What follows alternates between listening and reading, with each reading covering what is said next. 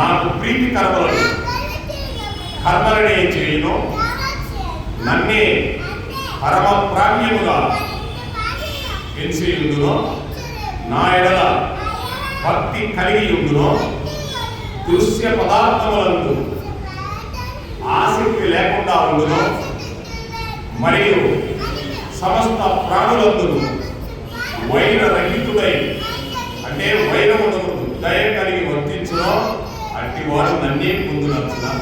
చూడండి ఎలా చెప్తున్నాడు భగవంతుడు. కాబట్టి అటువంటి వాడే నన్ను పొందుతాడు. ఎవరి మీద కూడా వైరం ఉండకూడదంట, మనం వెళ్ళిపోయేవారా అటువంటి వాడే నన్ను పొందుతాడని కృష్ణ పరమాత్మ చెప్తూ మళ్ళీ భక్తి యోగంలోకి వెళ్తూ ఉన్నాడండి. అంతుష్ట సతతం యోగి యతాత్మా దృఢ నిశ్చయః మయ్యర్పిత మనోబుద్ధి యో మద్భక్తః సమే ప్రియః.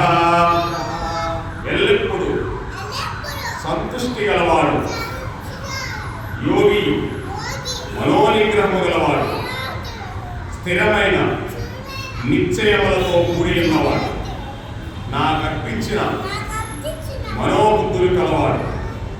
నా భక్తులు ఎవడు కలడో అతడే నాకు మిక్కిలి